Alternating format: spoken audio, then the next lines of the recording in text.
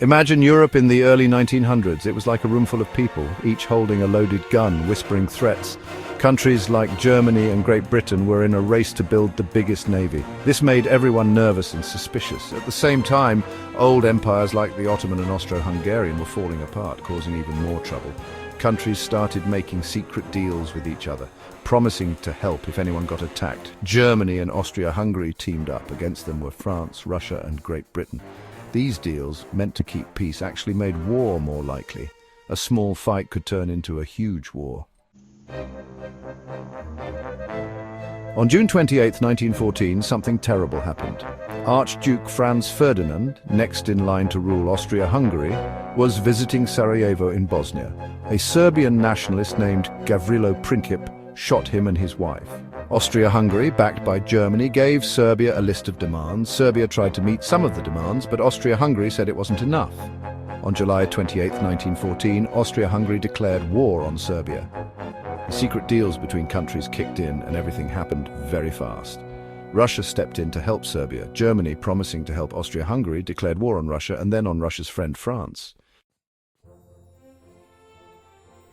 Germany had a plan to win the war quickly. It was called the Schlieffen Plan.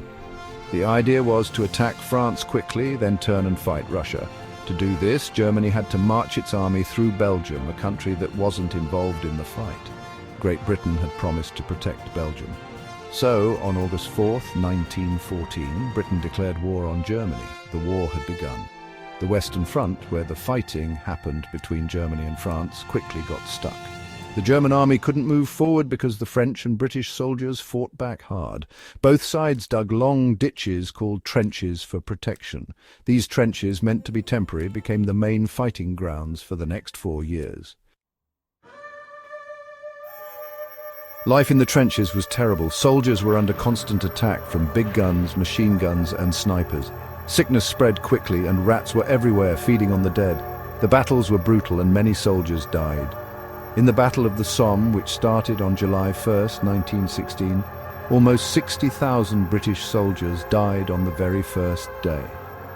The Battle of Verdun, which lasted 10 months in 1916, resulted in about 700,000 French and German soldiers killed or wounded. While soldiers were stuck in trenches in the west, the fighting in the east was different. Russia, Austria-Hungary, and the Ottoman Empire fought over a huge area. The armies moved around more, but the fighting was even more brutal. The war was especially hard on the people living in the east. Millions lost their homes, and terrible things happened to civilians. The Armenian genocide, when the Ottoman Empire killed many Armenian people, was one of the worst examples of the war's cruelty. World War I wasn't just in Europe. The fighting spread to Africa, Asia, and the Middle East because European countries had colonies there. The war also affected the United States, even though it tried to stay out of it. In 1915, a German submarine sank a British passenger ship called the Lusitania. Over 1,000 people died, including 128 Americans. This made many Americans angry. In April 1917, the United States joined the war against Germany. Germany had continued attacking ships and was trying to get Mexico to attack the US. America had a lot of factories and soldiers, and this changed the war.